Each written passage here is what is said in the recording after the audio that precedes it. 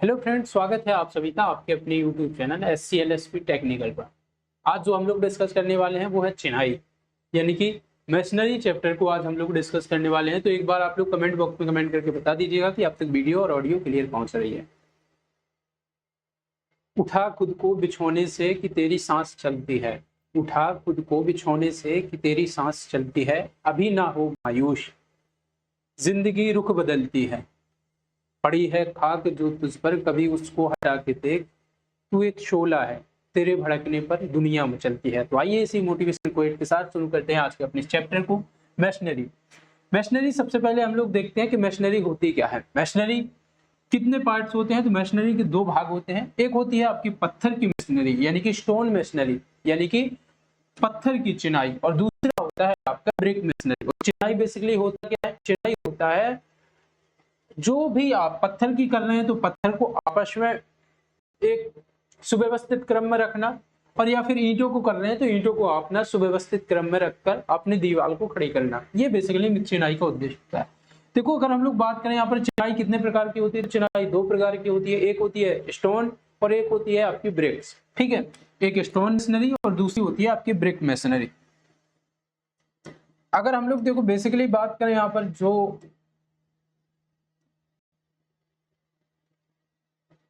ठीक है, जो पत्थर की चिनाई होती है, इसके अगर बारे में अगर हम लोग देखो बात करें तो पत्थर की चिनाई कितने प्रकार की होती है। तो पत्थर की चिनाई के भी दो टाइप्स यहाँ पर देखने को मिलते हैं। एक होता है, कई प्रकार की बेसिकली होती है। एक होता है यहाँ पर ढोका या रबल चिनाई जिसको हम लोग कहते हैं। दूसरी होती है वरासम या एस्लर चिनाई। देखो, पत्थर की चिनाई यहाँ पर हम लोग डिस्कस करने हैं। तो देखो, जब पत्थरों को सीधे खान से प्राप्त करके कुछ गढ़कर उनसे चिनाई की जाती है तो इसे ढोका या रबल चिनाई के नाम से हम लोग जानते हैं। और इस चिनाई के जोड़ जो होते हैं आपस में अधिक मोटे होते हैं, और जो पत्थर की सतह भी होती है वो ऊबड़ खाबड़ होती है। तो ऐसी प्रकार की चिनाई को हम लोग क्या कहेंगे? ऐसी प्रकार की चिनाई को हम लोग कहेंगे ढोका, या फिर जो रबल चिनाई है वो। ठीक है, कुछ इस प्रकार से आप लोग देख भी सकते हैं कि जो ढोका या रबल चिनाई होती है। और इस प्रकार की चिनाई के बारे में अगर हम लोग बेसिकली बात करें तो इस प्रकार की चिनाई में असमान आकार व माप के पत्थरों का उपयोग किया जाता है, और इस चिनाई में पत्थर किसी के व्यवस्थित ढंग में नहीं लगे होते हैं।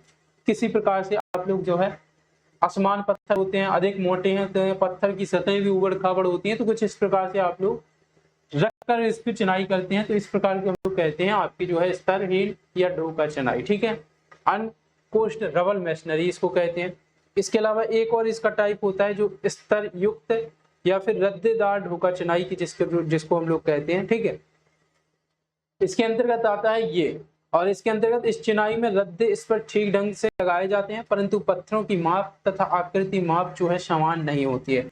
इसके जोड़ एक जैसे पतले रखे जाते हैं और उपरोक्त ऊंचाई के बाद धुर पत्थर को लगाया जाता है। ठीक है, तो इस प्रकार से जो चिनाई की जाती है इसको हम लोग स्तरयुक्त या फिर रद्देदार ढोका चिनाई के रूप में जानते हैं। अब अगर हम लोग देखो बात करें जो वरासम या एस्लर चिनाई होती है, इसके बारे में बात करें, जब पत्थर को विशेष ढंग से गढ़ाई करके मसाले से दीवार में लगाया जाता है तो इसे एस्लर चिनाई कहा जाता है। इसका प्रयोग कहाँ किया जाता है? तो उत्तम श्रेणी के भवनों में महत्वपूर्ण इंजीनियरिंग संरचनाओं के लिए हम लोग किसका यूज करते हैं? एस्लर चिनाई का यूज करते हैं। आइए देखते हैं एस्लर चिनाई होती क्या है। तो आई होप आप लोग इसको क्लियर देख पा रहे होंगे कि जो एस्लर चिनाई है वो कुछ इस प्रकार से दिखती है। ठीक है, व्यवस्थित इसमें जो रद्दे होते हैं वो रखे जाते हैं, जो पत्थर होते हैं उनको गढ़ा जाता है, फिर उनको सही निश्चित आकार और क्रम में रखा जाता है। तो इस प्रकार से जो चिनाई होती है वो उत्तम एस्लर चिनाई के अंतर्गत आती है। इस चिनाई के सभी पत्थर समान माप के होते हैं। कोई भी पत्थर 30 सेंटीमीटर से कम मोटा नहीं होना चाहिए। लंबाई मोटाई का 2 से 3 गुना होना चाहिए। जो लंबाई होती है वो मोटाई के 2 से 3 गुना होना चाहिए। सभी ऊर्ध्वाधर तथा क्षैतिज मोड़ समान मोटाई के होते हैं या 4 सेंटीमीटर से अधिक मोटे नहीं होने चाहिए। एस्लर चिनाई के अंतर्गत इस प्रकार से जो है चिनाई की जाती है। अब अगर हम लोग बात करें अगली चिनाई के बारे में, तो अगली चिनाई है मोटी, या जिसको हम लोग कहते हैं अधगढ़ एस्लर चिनाई। इसको हम लोग इंग्लिश में कहेंगे रफ टूल्ड एस्लर मशीनरी। और रफ टूल्ड एस्लर मशीनरी के बारे में अगर हम लोग देखो बात करें तो इस चिनाई में जो पत्थरों की सतह होती है, सरफेस होती है, वो कुछ रफ या असम टाइप में देखने को मिलती है। ठीक है, कैसी मिलती है? असम टाइप में देखने को मिलती है। परंतु कोने जो होते हैं वो ठीक ढंग से तरासे जाते हैं और इस चिनाई के जोड़ 6 सेंटीमीटर से अधिक मोटे नहीं रखे जाते हैं।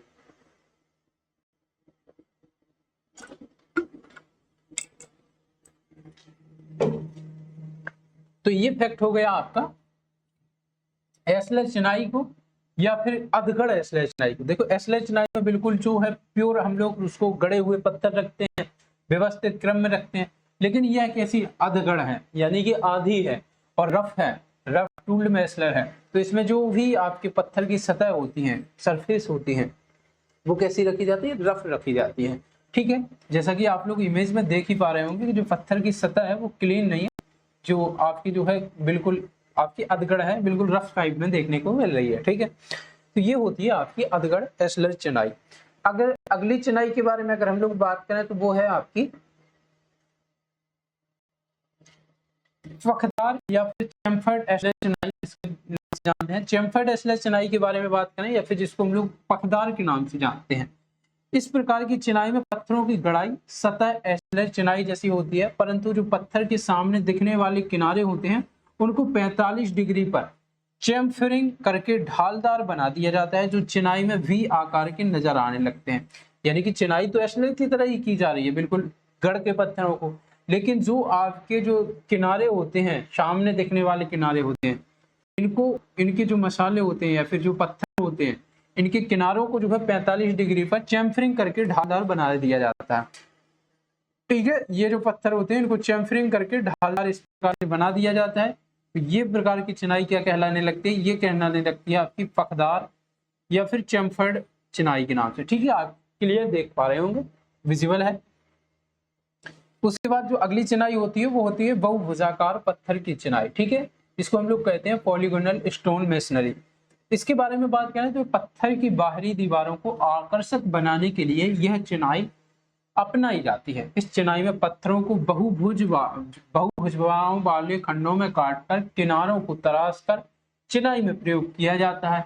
इस चिनाई में कोनों पर जो कोणीय पत्थर लगाए जाते हैं। इस चिनाई को कैंटिस रैंक के नाम से भी हम लोग जानते हैं। और ये चिनाई आप लोग देख पा रहे होंगे, कई भुजाओं में पत्थर को बिल्कुल गढ़ के काटा जाता है और उसके जो सतह होती है वो चिकनी होती है, बिल्कुल आपकी जो है स्मूथ होती है। तो इस प्रकार से जो है आपके आकर्षक बनाने, अट्रैक्टिव अगर हमें बनाना है किसी भी दीवार को, तो उसको हम लोग ऐसे पत्थर की चिनाई बना सकते हैं। ठीक है, इसके अलावा जो अगली चिनाई है आपकी फ्लिंट चिनाई, इसके बारे में अगर हम लोग देखो बात करें तो फ्लिंट चिनाई क्या होती है।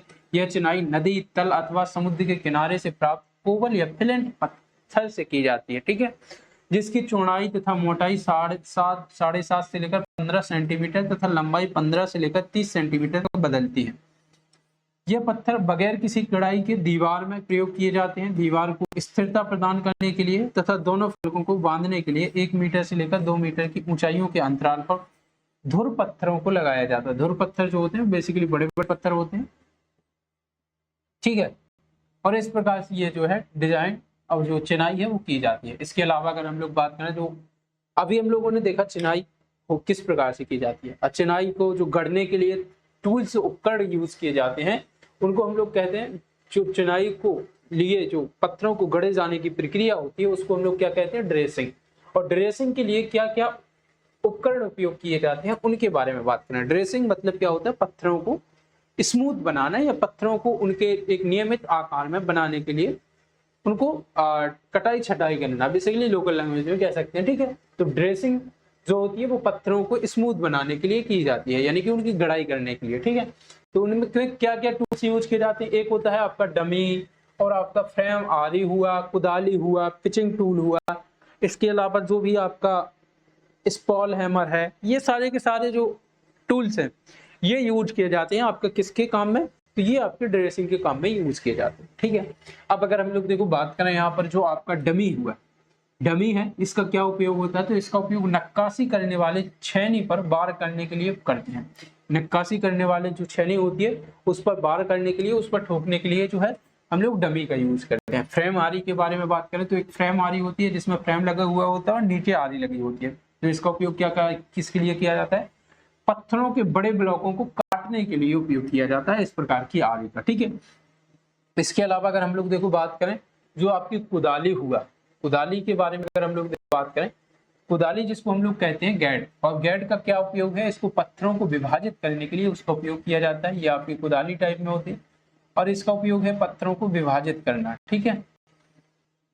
पिचिंग टूल्स के बारे में बात करें तो इसका उपयोग आवश्यक आकार यानी कि रिक्वायर्ड साइज के पत्थर बनाने के लिए यूज किया जाता है। ये पिचिंग टूल्स है और इन टूल्स का बेसिकली आप लोग याद करते हुए चलिएगा, और ये टूल्स आपके कई बार एग्जाम्स में इमेज दिखाकर पूछ लिए जाते हैं कि इस टूल्स का क्या उपयोग होता है या किस कार्य के लिए उपयोग किया जाता है। स्पॉल हैमर के बारे में बात करें, इसका उपयोग जो है पत्थरों की खुरदरी ड्रेसिंग के लिए किया जाता है। स्पॉल हैमर इसको कहा जाता है।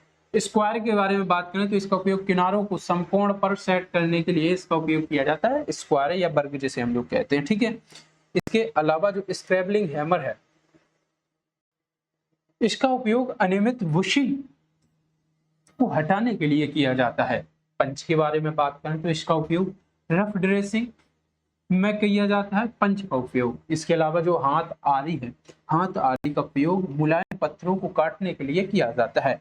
वहीं आपका मैस हैमर है, मैस हैमर का उपयोग किसके लिए किया जाता है, तो पत्थर की खुरदरी ड्रेसिंग के लिए जो है मैश हैमर का उपयोग किया जाता है।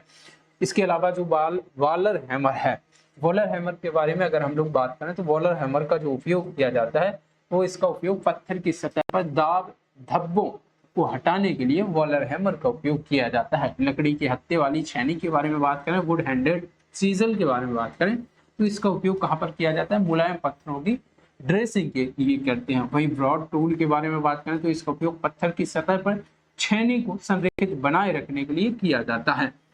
क्लब हैमर के बारे में बात करें तो इसका उपयोग संकीर्ण यानी कि नैरो सिरों वाली छेनी पर वार करने के लिए क्लब हैमर का उपयोग करते हैं। वहीं नॉक यानी कि पॉइंट के बारे में बात करें तो इसका उपयोग कठोर पत्थरों की खुरदरी ड्रेसिंग करने के लिए इसका उपयोग किया जाता है और इसको नॉक के नाम से जानते हैं।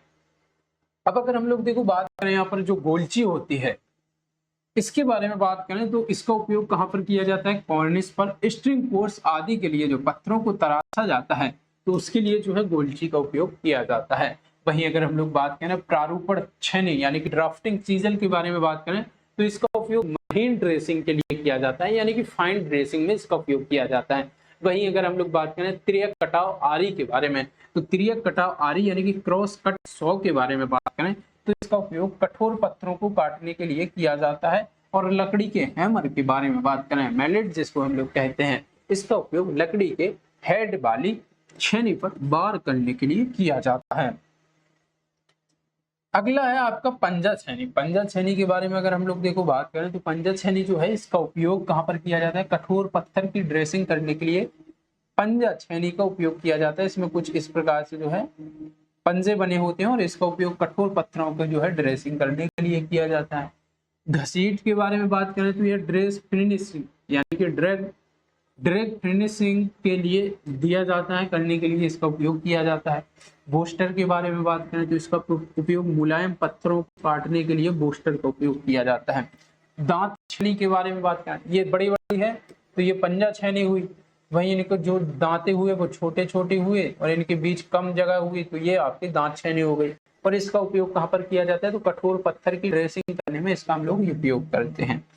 अब अगर हम लोग बात करें पत्थर की चिनाई में कुछ जोड़ होते हैं, अगर हम लोग चिनाई रख लगे तो उनको जोड़ पर तो रखेंगे ना, तो ये जोड़ होते हैं, ये भी अपने कई प्रकार के जोड़ होते हैं। अब इन जोड़ों को हम लोग समझते हैं कि ये जोड़ क्या होते हैं।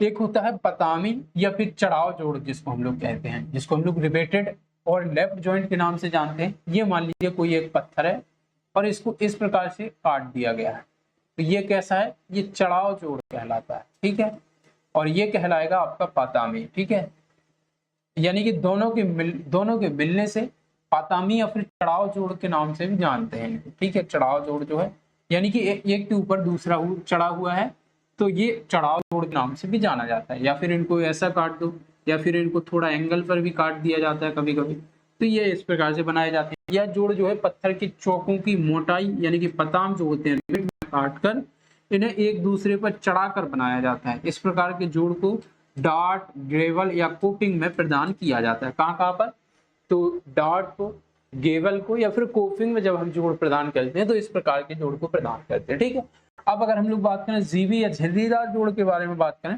तो एक पत्थर को कुछ इस प्रकार से काट दिया जाता है, दूसरा पत्थर इसके अंदर चला जाता है, तो ये होता है आपका जीबी या फिर झिर्रीदार जोड़। देखो जैसा कि आप इमेज में देख ही पा रहे होंगे, यह जोड़ बनाने के लिए एक ब्लॉक की मोटाई में उभार या जीबी बनाई जाती है और दूसरे ब्लॉक की मोटाई में जीबी के अनुरूप जो है झिर्री काटी जाती है, फिर दोनों ब्लॉकों को एक दूसरे से सटाकर फिट कर दिया जाता है। तो यह जोड़ पत्थर की सीढ़ी में चौकी यानी कि लैंडिंग के स्लैब में बनाया जाता है। आई होप आप लोग इसको क्लियर समझ गए होंगे। अब अगर हम लोग बात करें टक्करी जोड़ के बारे में, तो जो टक्करी जोड़ होते हैं, बट पॉइंट जिसको हम लोग कहते हैं या स्क्वायर जॉइंट्स, वो सिंपल से होते हैं। यह दो चौरस पत्थरों को एक दूसरे से सटाकर बनाया जाता है। पत्थर की फर्शों व छतों में यह जोड़ उपयोग में लाया जाता है।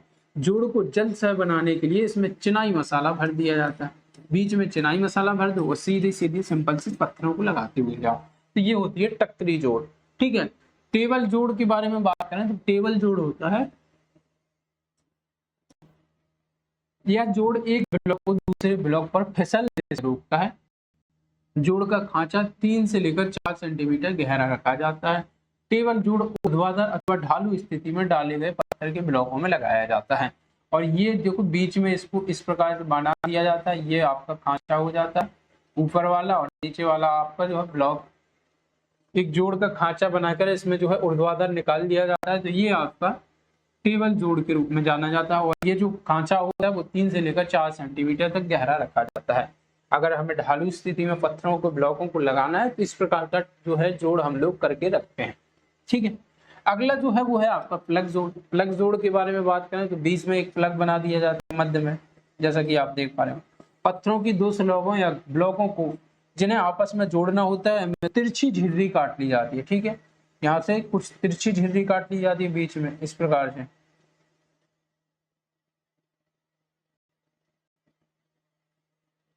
ठीक है, इस झिर्री में सीमेंट मसाला या पिघला हुआ शीशा भर दिया जाता है और इस प्रकार से ये जोड़ बन जाता है।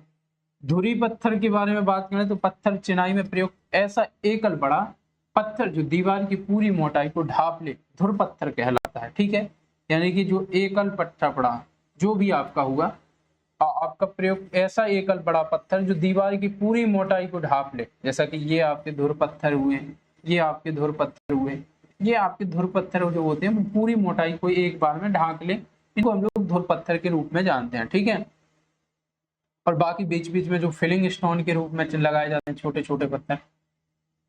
धुर पत्थर दीवार के दोनों फलकों को आपस में बांधे रखता है व दीवार को मध्य से फटने से रोकता है। यानी कि जो बीच में जो पत्थर, अगर हम लोग साइड साइड में पत्थर जो रख देंगे फिलिंग वाले, तो ये दीवार अपने आप से बीच से फट जाएगी। लेकिन धुर पत्थर जो होता है वो दोनों को दाब लेता है, तो दोनों की जो पकड़ होती है मजबूत हो जाती है और आपस में बांधे रखता है, फटने से बचाता है दीवार को। ठीक है, आई होप आप लोग इसको भी क्लियर समझ गए होंगे। अब अगर हम लोग बात करें यहाँ पर ब्रिक मैसनरी की, जो हमारा सेकंड पार्ट था, दूसरा पार्ट था आपका क्या, पहला पार्ट था आपका स्टोन मैसनरी और दूसरा है आपका ब्रिक मैसनरी। ठीक है, दूसरा है आपका ब्रिक मैसनरी। ब्रिक मैसनरी के बारे में बात करें तो ब्रिक मैसनरी में भी डिफरेंट टाइप के बॉन्ड बनाए जाते हैं। इनके बॉन्ड के बारे में बात करें जिसको हम लोग कहते हैं चाल, तो एक होती है आपकी स्ट्रेचर या पट्टी चाल। ठीक है, और यहाँ से बहुत ज्यादा ब्रिक्स के बारे में बहुत ज्यादा क्वेश्चन देखने को मिलते हैं। जब किसी रद्दे को सामने से देखने पर इसमें लगी हुई ईंटों की लंबाई व मोटाई या पतली पट्टी दिखाई पड़े, यानी कि सिंपल से ये जो है आपकी पूरी की पूरी पतली पट्टी दिखाई पड़ रही है ना। ठीक है, तो ये इस प्रकार की जो चाल होती है इसको हम लोग स्ट्रेचर कहते हैं। स्ट्रेचर बेसिकली लंबाई होता है, सिंपल सा होता है, और पट्टी चाल इसको या फिर स्ट्रेचर चाल के रूप में जाना जाता है। यह चाल जो है आधी ईंट मोटी दीवारों के लिए जो मुख्यतः अभारवाही होती है, नॉन लोडेड बियरिंग वॉल जो होती है, जिन पर लोड नहीं पड़ता है, उनके लिए इसका उपयोग किया जाता है। ठीक है, इस चाल को बनाने के लिए जो है दीवार की न्यूनतम मोटाई कितनी होनी चाहिए, तो इस चाल को बनाने के लिए न्यूनतम जो मोटाई है वो 90 mm से कम नहीं होनी चाहिए। ठीक है, तो अगली जो चाल है उसके बारे में बात करें तो वो है आपकी फ्लेमिश चाल। और फ्लेमिश बॉन्ड के बारे में बात करें तो फ्लेमिश बॉन्ड इस चाल में एक ही रद्दे को बारी बारी से अल्टरनेट से हेडर तथा स्ट्रेचर में लगाए जाते हैं। यानी कि जो एक बार स्ट्रेचर लगा दिया, अगली बार में ईंट जो रखी जाएगी वो हेडर के रूप में रखी जाएगी, फिर स्ट्रेचर, फिर हेडर, फिर स्ट्रेचर, फिर हेडर, यानी कि stretcher, header, stretcher, header, stretcher और हेडर और स्ट्रेचर। ठीक है, इस प्रकार से लगाई जाती है। और इनमें जो है बॉन्ड बारी बारी से बॉन्ड बनाने के लिए इसमें जो है क्यून लगाए जाते हैं। ठीक है, फ्लेमिश चाल में प्रत्येक रद्दा हेडर अथवा स्ट्रेचर से आरंभ होता है, परंतु हेडर रद्दे में कोर्निया के बाद मादा डेली यानी कि क्यून क्लोजर डाला जाता है। ठीक है, जब अगर हम लोग शुरू कर रहे हैं तो अगर हेडर रद्दे में कोर्निया के बाद जो है यहाँ पर जैसे कि देख पा रहे होंगे तो वो आपकी क्यून क्लोजर लगाई जाती है। फ्लेमिश चाल देखने में अंग्रेजी चाल से अधिक सुंदर लगती है, यानी कि जो इंग्लिश चाल होती है उससे अधिक सुंदर जो है फ्लेमिश चाल लगती है। फ्लेमिश चाल अंग्रेजी चाल से कमजोर होती है और श्रमिक व्यय भी अधिक आता है। यहाँ पर जो है श्रमिक व्यय भी अधिक आता है, लेकिन यह कमजोर भी देखने को मिलती है इंग्लिश चाल से। अब अगर हम लोग बात करें हेडर या तोड़ा चाल, हेडर के बारे में बात करें या फिर तोड़ा चाल के रूप में जैसे जाना था, जब सामने से देखने पर दीवार के रद्दे में रखी सभी ईंटों का शीर्ष, चौड़ाई तथा मोटाई दिखाई पड़े तो यह हेडर या तोड़ा चाल कहलाती है। बेसिकली आप लोगों ने ब्रिक्स को पढ़ा होगा तो आप समझ तो पा ही रहे होंगे कि जो ब्रिक्स का हेडर वाला भाग होता है वो क्या कहलाता है, और जो स्ट्रेचर वाला भाग होता है, ये वाला भाग अगर हम लोग इस साइड से देखें तो ये स्ट्रेचर कहलाता है, अगर ये वाला भाग देखें तो ये आपका हेडर कहलाता है। ठीक है, इस साइड से अगर हम लोग देखें, यहाँ अपनी आंख बना लीजिए बेसिकली, और यहाँ से देखें अगर हम लोग तो ये वाला भाग जो है ये हेडर कहलाता है, और इस साइड से अगर हम लोग देख रहे हैं तो ये बेसिकली कहलाएगा आपका क्या, ये कहलाएगा स्ट्रेचर। ठीक है, इसको तो हम लोग पिछले वीडियो के माध्यम से समझ ही चुके थे। यह चाल जो होती है गोलाकार दीवारों के लिए अपनाई जाती है, हेडर या फिर तोड़ा चाल जिसको कहते हैं। इस बॉन्ड को बनाने के लिए दीवार की न्यूनतम जो मोटाई है वो 190 से कम नहीं होनी चाहिए। एकहरी फ्लेमिश चाल, सिंगल फ्लेमिश चाल के बारे में बात करें तो कुछ इस प्रकार से बनाई जाती है। डेढ़ ब्रिक वाली चाल या फिर आपके जब दीवार की बाहरी फलक पर फ्लेमिश चाल तथा भीतरी फलक पर अंग्रेजी चाल अथवा अन्य कोई चाल अपनाई जाए तो इसे एकहरी चाल कहा जाता है। ठीक है, अब अगर हम लोग बात करें दोहरी फ्लेमिश चाल, दोहरी फ्लेमिश चाल किस प्रकार से बनाई जाती है, जब दीवार की बाहरी तथा भीतरी दोनों फलकों पर फ्लेमिश चाल अपनाई जाती है तो यह दोहरी फ्लेमिश चाल होती है। डेढ़ ब्रिक की दोहरी फ्लेमिश चाल किस प्रकार से बनाई जाती है, तो ये इसका जो है सिंपल सा ये रद्दा भर दिया जाता है और इधर से आपके इस प्रकार से इन चालों को बनाया जाता है। ठीक है, अब अगर हम लोग बात करें इंग्लिश चाल क्या होती है, इंग्लिश चाल जैसा कि हम लोगों ने देखा ये फ्लेमिश चाल से बेहतर होती है। तो जब सामने से देखने पर दीवार के एक रद्दे के सभी हेडर तथा उसके ऊपर वाले सभी रद्दों में स्ट्रेचर एकांतर क्रम में दिखाई दें। ठीक है, यानी कि अगर ये वाला आपका स्ट्रेचर में रद्दा है तो अगला वाला किस में होगा, अगला वाला हेडर में होगा। ठीक है, फिर अगला वाला किस में होगा, स्ट्रेचर में होगा, फिर अगला वाला हेडर में। तो इस प्रकार से होगा स्ट्रेचर और हेडर।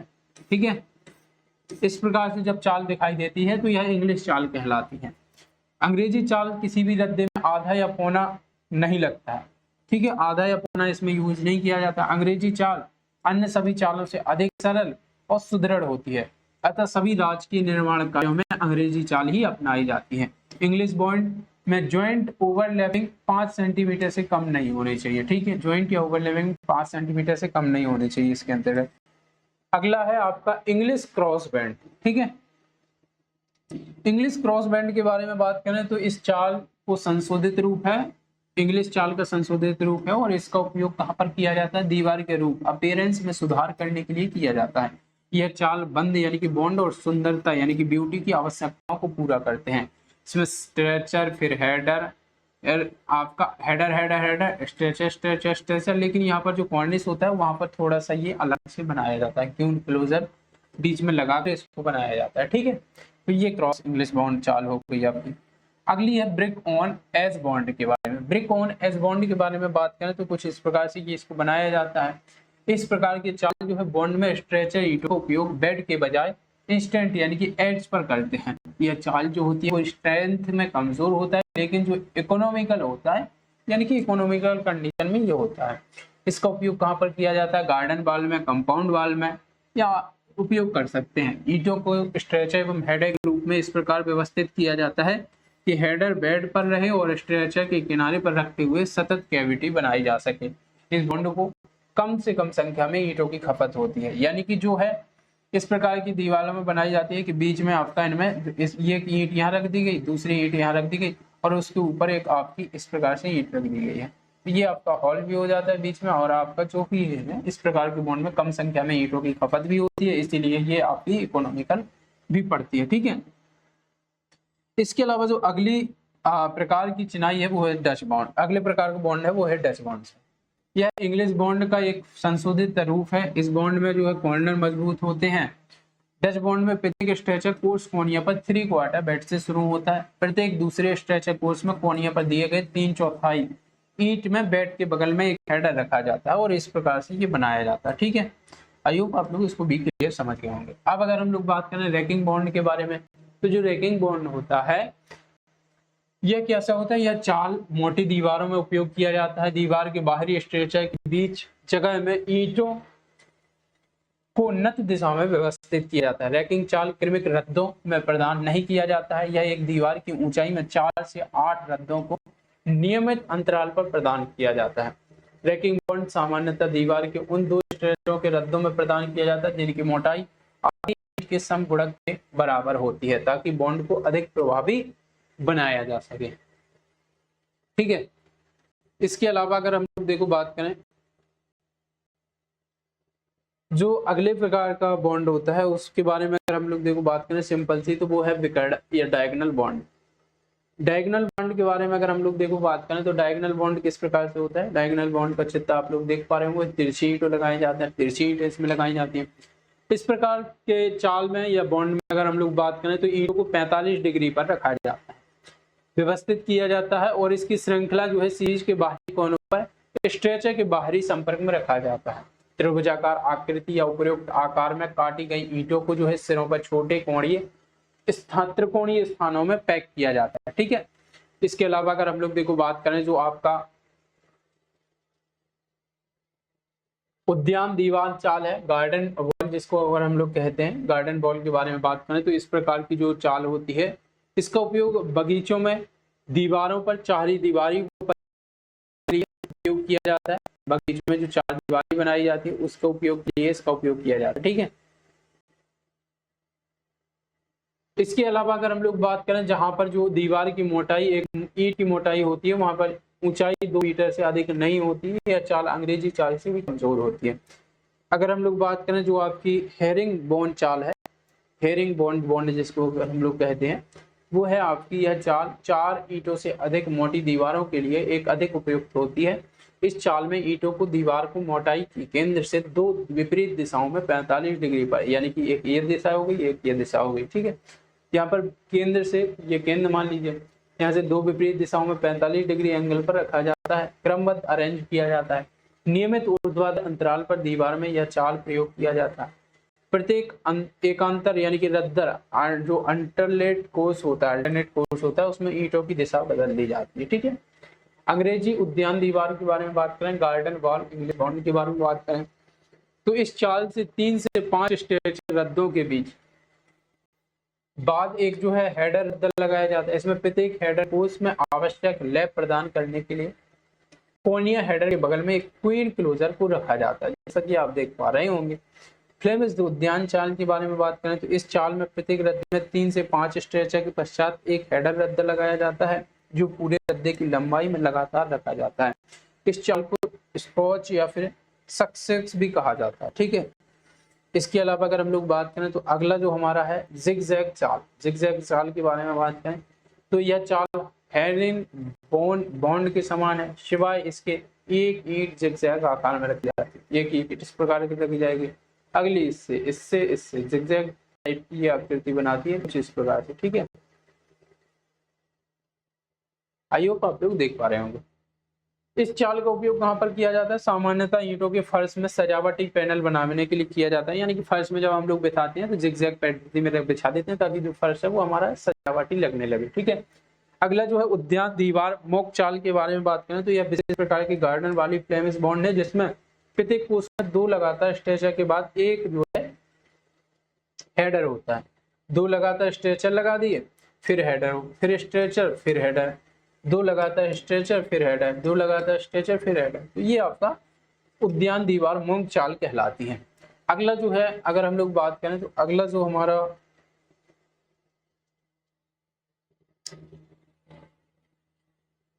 निकल के आती है उसके बारे में बात करें तो वो है आपका परपेंड। परपेंड या दीवार के फेस पर जो है लंबवत जोड़ होता है जो एकांतर रद्द यानी कि अल्टरनेट कोर्स में ऊर्ध्वाधर जोड़ के सीधे ऊपर होता है, इसको हम लोग परपेंड कहते हैं। ठीक है, ये बेड्स होते हैं और इसके ऊपर सबसे ऊपर परपेंड लगाया जाता है। भरत अगर हम लोग बात करें हेटिंग के बारे में, दीवार के फेसिंग तथा बैंकिंग के बीच जो भाग को भरत या भराव कहते हैं। ठीक है, जो बीच में होता है वो भरत या भराव कहलाएगा। मोहरा या दीवार पर सम्मुख सतह के बारे में बात करें तो किसी दीवार के सामने की सतह ऊर्ध्वाधर फलक को सम्मुख सतह कहते हैं, जिस पर मटेरियल की बनी होती है उसे हम लोग फेसिंग कहते हैं। अब अगली बारे में बात करें तो वो है आपकी टूथिंग। टूथिंग के बारे में बात करें, टूथिंग क्या होती है? टूथिंग भविष्य में चिनाई के लिए कार्यों के छोड़े गए उद्देश्य एकांतर रद्द अल्टरनेट कोर्स में छोड़ी गई ईंटों को टूथिंग कहते हैं। टूथिंग बेसिकली आप लोगों ने कई बार देखा होगा कि कुछ इस प्रकार से दीवार बनाई जाती है, जिसमें कुछ इस प्रकार से भविष्य में कहा जाता है कि अगर दीवार बनाना है तो ये आपके रद्दे छोड़ दिए जाते हैं कि यहाँ से मिला के आप टूथिंग के द्वारा बना सकते हैं। ठीक है, ये कई जगह देखने को भी मिलती है ज्यादातर। अब अगर हम लोग देखो बात करें दीवारों के संगम पर ईंटों की जो व्यवस्था होती है, सेटिंग कहाँ पर? Setting of bricks at wall junction, यानी कि जंक्शन पर जो किस प्रकार से इनको रखा जाता है और उन जंक्शन को क्या नाम दिया जाता है। तो एल जंक्शन होता है। एल जंक्शन में क्या होता है, कुछ इस प्रकार से आकृति दिखाई देती है ईंटों के व्यवस्थित क्रम की या दीवार के। दो दीवारें जब अपने सिरों पर मिलकर एक समकोण बनाती हैं तो उसको हम लोग एल जंक्शन कहते हैं। और एल जंक्शन में हम लोग किस प्रकार से व्यवस्थित करते हैं कि उन क्लोजर के द्वारा हम लोग आसानी से व्यवस्थित कर सकते हैं। वी या असमकोण जंक्शन के बारे में बात करें जिसका डिग्री 60 डिग्री तक हो, जो 1.5 ब्रिक वाली ईंट की दीवार है, या फिर आपका 120 डिग्री तक उसका कोण देखने को मिलता है। जब दो दीवारें समकोण से भिन्न कोण पर मिलती हैं तो वहां पर जो है असमकोण संगम बनता है। वी संगम यानी न्यून, एक्यूट अथवा अधिक ऑब्स्यूट कोण भी हो सकते हैं। ठीक है, इसके अलावा अगर हम लोग बात करें जो अगला है टी संगम। टी संगम के बारे में बात करें तो सीधी दीवार जा रही है, इसके बीच में से एक दीवार और निकाल दी, ये टी संगम होता है। और टी संगम की दीवार जब एक दूसरी दीवार समकोण पर किनारे के अतिरिक्त आकार से जुड़ी होती है तो ये टी संगम कहलाती है, यानी कि बीच से निकली होनी चाहिए, किनारे पर नहीं निकली होनी चाहिए, क्योंकि किनारे पर निकलेगी तो यह याल का रूप ले लेगी। ठीक है, तो इस प्रकार से आप लोग देख सकते हैं कि इसमें टाई ब्रेक का उपयोग किया जाता है और इस प्रकार से ये आराम से बनाई जा सकती है। क्रॉस संगम के बारे में बात करें तो क्रॉस संगम मतलब दो दीवारों का आपस में क्रॉस होना। जब चार दीवारें एक स्थान पर आकर मिलती हैं तो उसको क्रॉस जोड़ कहते हैं। और क्रॉस जोड़ में टाई ब्रेक का उपयोग करके हम आसानी से इसको बना लेते हैं। चिनाई में उपयोग होने वाले उपकरणों के बारे में बात करें तो चिनाई के जो उपकरण होते हैं जिसको हम लोग बिसौली या बसूली कहते हैं, या हम लोग ब्रिक हैमर के नाम से भी इसको जानते हैं। देखो इसके बारे में बात करें तो इसका उपयोग ईंटों को काटने के लिए, किसके लिए किया जाता है? ईंटों को काटने के काम में इसका उपयोग आता है। और इसका सिरा एक चौकोर होता है तो दूसरा पतला होता है, वह ऊर्ध्वाधर धारदार होता है। ठीक है, लाइन और पिन के बारे में बात करें तो लाइन और पिन इसका उपयोग किसके लिए किया जाता है? तो क्षैतिज रद्दों को सिधाई में रखने के काम आता है। लाइन होती है, लाइन मतलब एक तार समझ लीजिए बेसिकली, या फिर धागा समझ लीजिए, और ये होती है इसके पिन, यानी कि रद्दों को एक क्रम में व्यवस्थित करना है। तो आप लोगों ने देखा होगा सूत, जिसको हम लोग लोकल भाषा में कहते हैं, बांध लेते हैं। ये जो है एक सिंपल से सिधाई में रखे जाए, सब की सब ईंटें व्यवस्थित क्रम में रखी जाए। इसमें लेकिन लाइन और पिन का यूज किया जाता है। तो कॉर्नर पर लगा दिए जाते हैं पिन, और पिन में मान दी जाती है एक लाइन, और लाइन को सीधा रख दिया जाता है ताकि ईंटें जो है अब जो भी रखी जाएंगी वो सीधे सीधे रखी जाएंगी। ठीक है, इसके अलावा जो आपकी अगली है कन्नी, या जैसे करनी कहते हैं, जिसको हम लोग ट्रॉवेल कहते हैं। और ट्रॉवेल का काम क्या होता है? तो इसका उपयोग होता है मसाला उठाने के लिए, फैलाने के लिए, चिनाई के जोड़ के बनाने में इसका उपयोग करते हैं। ठीक है, अगला है स्केच। स्केच के बारे में बात करें तो स्केच का उपयोग क्या होता है? मुलायम ईंटों को काटने के लिए तथा बाहरी सतह की ड्रेसिंग के लिए स्केच का उपयोग करते हैं। स्केच में ईंट को रखा और ईंट से उसको काट दिया, तोड़ दिया। ठीक है, तो इसको जो है एक मुलायम ईंटों को काटने या बाहरी सतह की ड्रेसिंग के लिए उसका उपयोग किया जाता है। अगला है आपका साहुल। साहुल का क्या काम है? साहुल जो है ऊर्ध्वाधर वर्टिकली जो दीवार बन रही है ना, तो उसकी सीधाई मापने के लिए होता है। ठीक है, उसकी सीधाई रखने के लिए। तो इसका उपयोग कहाँ पर किया जाता है? दीवारों की ऊर्ध्वाधर वर्टिकली की जांच करने के लिए किया जाता है कि ये वर्टिकल है कि नहीं। अगर ये दीवार में इधर से सटाया और ये दीवार से दूर गया, ये इसकी सीधाई मापेगा। अगर ये इससे दूर गया तो ये वर्टिकल नहीं है, ये इससे बिल्कुल समथिंग समथिंग होना चाहिए, ठीक है। स्पिरिट लेवल या फिर तलमापी जिसके बारे में बात करें, तलमापी का उपयोग क्षैतिज धरातल की समतलता की माप के लिए उसका उपयोग किया जाता है, ठीक है। अगर हम लोग बात करें गुनिया के बारे में बात करें तो गुनिया क्या होता है, गुनिया का उपयोग चिनाई समकोण की जांच करने के लिए गुनिया का उपयोग किया जाता है। ज्वाइंटर के बारे में बात करें तो इसका उपयोग चिनाई जो ईंट की ज्वाइंट को इंगित करने के लिए ज्वाइंटर का उपयोग किया जाता है। बोल्स्टर के बारे में बात करें तो इसका उपयोग ईंट को सटीक एक्यूरेट कटाई के लिए बोल्स्टर का उपयोग यूज करते हैं। टीपिंग के बारे में बात करें तो टीप होता है पॉइंटिंग जिसको हम लोग कहते हैं। चिनाई में सबसे कमजोर भाग इसके क्षैतिज व ऊर्ध्वाधर जोड़ होते हैं।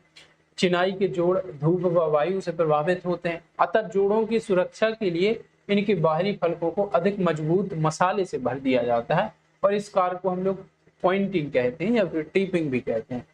जो जॉइंट्स होते हैं जिनमें सीमेंट मसाला भरा जाता है वो कमजोर होते हैं और यहाँ पर देखा जाता है कि वो और अधिक मजबूत उनको बनाया जाता है ताकि धूप और वायु से प्रभावित न हो, तो इनकी और अधिक मजबूत मसाले से इनको भर दिया जाता है। और इन मसालों को भरना ही आपकी क्या कहलाता है, टीपिंग कहलाता है या टीप या पॉइंटिंग कहलाता है। टीपिंग के लिए जो आपका मोटार यूज किया जाता है जिसको हम लोग मसाला कहते हैं, मसाला यूज किया जाता है। तो सीमेंट की अगर टीप कर रहे हैं तो 1:2 का, जिसमें 1:1 में होना चाहिए सीमेंट और 2 अनुपात में होना चाहिए बालू, या फिर 1:3 का उपयोग भी कर सकते हैं। चूने में अगर टीपिंग कर रहे हैं तो 1:1 का शुद्ध चूना और सुर्खी या फिर बालू मिलाकर इसमें यूज करते हैं, ठीक है। टीप के प्रकार एवं उनके उपयोग के बारे में अगर हम लोग बेसिकली बात करें तो टीप का प्रकार क्या होता है, अभी हम लोगों ने देखा टीप क्या होता है, अब टीप के प्रकार कैसे होते हैं। तो टीप भी कई प्रकार से की जाती है। एक होती है सपाट या फ्लश टीप। सपाट या फ्लश टीप के बारे में बात करें तो इस प्रकार से जोड़ होता है जिसमें हम लोग सीधा सिंपल से भर देते हैं। जो टीप होता है वो दीवार के समतल ही होता है। इस प्रकार की सरल प्रकार की टीप है और अधिकतर ईंट चिनाई या दीवारों या फर्श पर अपनाई जाती है। जोड़ों में मसाला भरकर करनी से सपाट कर दिया जाता है और टीप काफी टिकाऊ भी होती है और कम समय भी हो जाती है।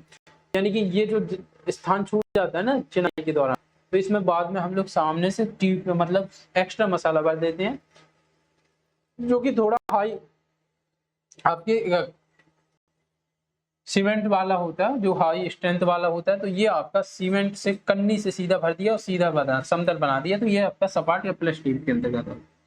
चाबीदार टीप होता है। चाबीदार टीप मतलब कैसा होता है कि इसमें हम लोगों ने भराव इस प्रकार से काट दिए, ठीक है, इस प्रकार से इसका भराव किया हम लोगों ने टीप में, ठीक है। तो ये होता है आपका चाबीदार टीप। इसमें पूरी जोड़ की मोटाई में अर्धगोलाकार झिर्री ज्वाइंटर से बना दी जाती है। ये ईंट चिनाई में अधिक प्रयोग की जाती है, ठीक है, ताकि जो अगला जो प्लास्टर हो सके उस पर वो आसानी से इस पर पकड़ बनाया जा सके। इसके लिए इसको जो है चाबीदार टीप के रूप में भी काटा जाता है। कभी कभी यू झिर्रीदार टीप का उपयोग भी किया जाता है। जोड़ों को मसाला भरकर ज्वाइंटर से अर्धगोलाकार झिर्री बना दी जाती है, तो ये यू झिर्रीदार कहलाता है। चौकोर झिर्री, इसमें झिर्री पूरे जोड़ में बना दी जाती है। जब ईंट या पत्थर के किनारे सपाट हो तो टीप देखने में सुंदर भी लगती है। तो इस प्रकार से कुछ जो है आपकी चौकोर भी छोड़ दी जाती है कभी कभी। वी झिर्रीदार टीपिंग के बारे में बात करें तो वी झिर्रीदार भी बनाई जाती है कुछ इस प्रकार से, ठीक है। जोड़ में मसाला भरकर ज्वाइंटर से वी आकार की झिर्री बना दी जाती है। ये पत्थर में उत्तम चिनाई अपनाई जाती है। पत्थर की जो उत्तम चिनाई होती है स्लैब कहते हैं। पंखी या टीप के बारे में बात करें तो इस टीप में तिरछी होने के कारण वर्षा का पानी जोड़ से तत्काल बाहर आ जाता है। ऊपर की तरफ अंदर होता है, नीचे की तरफ बाहर की तरफ होता है। ये पंखी जोड़ कहलाता है। यह पत्थर की चिनाई में अधिक उपयोग की जाती है, ठीक है। इसके अलावा जो मेसन या वी टीप है, मेसन या वी टीप के बारे में बात करें, ये पत्थर की चिनाई में जोड़ों में लगाई जाती है जो बाहर की तरफ वी आकार में निकली रहती है, ठीक है। बस्टर्ड के बारे में बात करें तो इस टीप में 6 mm चौड़ी पट्टी दीवार से 3 mm बाहर ही निकली रहती है, तो ये बस्टर्ड होती है। गोटेदार टीप के बारे में बात करें, गोटेदार टीप के बारे में बात करें तो यह जो टीप जोड़ में मसाले में अर्ध पतली अर्ध गोलाकार बाहरी पट्टी की तरफ निकली होती है, देखने में सुंदर लगती है। एक होती है उभरी टीप जिसको हम लोग टैग कहते हैं। इस टीप में पहले जोड़ में मसाला भरकर दीवार की फलक को समतल कर देते हैं, फिर जोड़ में मध्य में 3 मिमी से 4 मिमी आयताकार में जो है झिर्री काट दी जाती है और इस झिर्री को पुटीन से भर देते हैं और 3 mm बाहरी की ओर उभरी हुई रहती है, ठीक है। तो ये आपकी उभरी टीप कहलाती है। अब अगर हम लोग देखो प्लास्टरिंग के बारे में बात करें, दीवार पर किया जाने वाला प्लास्टर प्लास्टरिंग के बारे में बात करें तो चिनाई की दीवारों को असम व उबड़ खाबड़ सतह को ढांपने के लिए सुगट्ट पदार्थों का जो मोटा लेप लगाया जाता है उसको हम लोग प्लास्टर कहते हैं। ठीक है, और प्लास्टर के बारे में बात करें तो यह 3 कोट प्लास्टरिंग में पहला कोट रेंडरिंग कोट कहलाता है, दूसरा कोट फ्लोटिंग कोट कहलाता है, तीसरा कोट होता है फिनिशिंग कोट। ठीक है, प्लास्टर कितने कोट में किया जाता है? 3 कोट में किया जाता है। पहला कोट कहलाता है प्लास्टरिंग में पहला कोट होता है रेंडरिंग, दूसरा होता है फ्लोटिंग, तीसरा होता है सेटिंग कोट या फिर फिनिशिंग कोट। सामान्यतः पत्थर की दीवारों पर 20 mm, ईंट की दीवारों पर 15 mm मोटा प्लास्टर जो है वो संतोषजनक रहता है। ठीक है, सादा व प्रबलित ईंट कंक्रीट अवयवों यानी कि स्लैब पर, धरन या स्तंभ की सतहों पर 6 mm मोटा सीमेंट प्लास्टर पर्याप्त रहता है। ठीक है, तो अलग अलग जगह जो है अलग अलग चीजें देखने को मिलती हैं, अलग अलग मतलब प्लास्टर किया जाता है अलग अलग मोटाई वाला। अब अगर हम लोग देखो बात करें यहाँ पर जो प्रतिदर्शक पट्टी होती है जिसको हम लोग स्क्रिप्ट कहते हैं, प्लास्टर करने से पहले पृष्ठ सतह पर संदर्भ के लिए बनाई गई जो क्षैतिज या ऊर्ध्वाधर पट्टियां होती हैं जो प्राय 1 मीटर की दूरी पर होती हैं, स्क्रिप्ट कहलाती हैं। इससे प्लास्टर की मोटाई की जांच की जाती है। एक होती है आपकी डबिंग। डबिंग के बारे में बात करें तो प्लास्टर करने से पहले आधार सतह के गड्ढों को भरकर समतल करने को डबिंग हम लोग कहते हैं। ठीक है, इसके अलावा अगर हम लोग देखो बात करें तो डेडो होता है दीवारों के निचले भाग पर फर्श से कुछ ऊंचाई तक किया जाता है ताकि सामर्थ्य वाला प्लास्टर डेडो कहलाता है। डेडो स्नान कक्ष, शौचालय आदि नमी वाली जगहों पर विशेष रूप से किया जाता है, यानी कि डेडो नीचे वाले स्थानों पर जहाँ पर ज्यादा पानी पड़े, ठीक है, यहाँ पर कुछ अधिक सामर्थ्य वाला प्लास्टर किया जाता है, इसको हम लोग डेडो के नाम से जानते हैं। ग्रीनिंग के बारे में बात करें तो ग्रीनिंग प्लास्टर सतह पर जब चिनाई की जोड़ दर्शाने वाली रेखाएं अथवा अन्य कोई पैटर्न बना दिया जाता है तो इसे हम लोग ग्रीनिंग कहते हैं।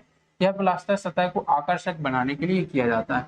ठीक है, इस प्रकार से जो है ये कर दिया जाता है, तो इस प्रकार का जो प्लास्टर है वो आपकी ग्रीनिंग कहलाती है। अगला है आपका क्रेजिंग। प्लास्टर सतह पर जब बहुत महीन दरारें पड़ जाती हैं तो इसको हम लोग क्या कहते हैं? इसको हम लोग कहते हैं क्रेजिंग। आप लोगों ने देखा होगा जब ज्यादा चिकनी या सीमेंट का घोल बनता है तो इस प्रकार से आपका प्लास्टर क्रेजिंग के रूप में जाना जाता है। फ्लैंकिंग के बारे में बात करें तो प्लास्टर कोट जब आधार से ठीक प्रकार से चिपकता नहीं है और पपड़ी के रूप में गिरने लगता है तो इसको हम लोग कहते हैं फ्लैंकिंग। ठीक है, कई बार देखा होगा इस प्रकार की कंडीशन आप लोगों ने। और अगर हम लोग बात करें हैंकिंग के बारे में बात करें तो जब प्लास्टर की आधार सतह को जब किसी उपकरण से खुरदरा किया जाता है, यानी कि चीजल से जो इस प्रकार से खुरदरा किया जाता है, इसको हम लोग हैकिंग के रूप में जानते हैं। फिनिशिंग कोट के बारे में बात करें, प्लास्टर का अंतिम कोट होता है, इस सतह को सेटिंग कोट या फिर स्किन मिंग कोट भी कहते हैं। अगर हम लोग गेजिंग के बारे में बात करें या प्लास्टर के विभिन्न घटकों को मिलाने की प्रक्रिया होती है, इसको हम लोग गेजिंग के रूप में जानते हैं। फ्लैंकिंग के बारे में अभी हम लोगों ने देख ही लिया, जब प्लास्टर ठीक से चिपकता नहीं है।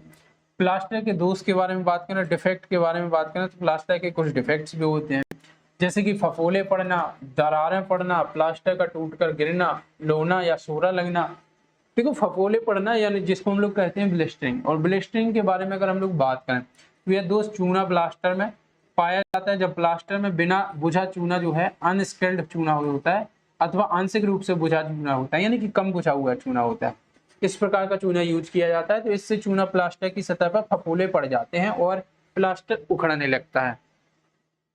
दरारें पड़ना यानी कि क्रैकिंग के बारे में बात करें, यदि प्लास्टर करने से पहले सतह को अच्छे से साफ नहीं किया जाए तो प्लास्टर की अत्यधिक मोटी परत लगा दी जाती है तो प्लास्टर में दरारें देखने को मिलती हैं।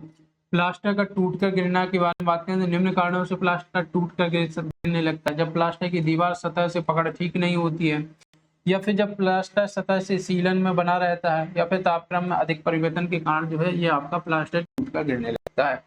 लोना या सूरा लगना यानी कि फ्लोरेंस जिसको हम लोग कहते हैं, जब चिनाई में इस्तेमाल की गई ईंटें अथवा पानी के कारण अधिक मात्रा में नमी विद्यमान होती है तो यह नमी पाकर प्लास्टर सतह पर सफेद भुरभुरी परत के रूप में प्रकट होने लगते हैं। इससे प्लास्टर की सतह भद्दी और झड़ने लगती है। तो ये था आज का हमारा चैप्टर। पूरा का पूरा कैसा लगा कमेंट बॉक्स में कमेंट करके जरूर बता सकते हैं। ठीक है, वीडियो पसंद आई हो तो वीडियो को लाइक करना ना भूलें, साथ ही चैनल पर नए हो तो चैनल को सब्सक्राइब जरूर कर लीजिए। कैसी लगी आज की हमारी क्लास कमेंट बॉक्स में कमेंट करके जरूर बता सकते हैं। मिलते हैं ऐसी किसी अगली वीडियो के साथ, तब तक के लिए धन्यवाद। जय हिंद।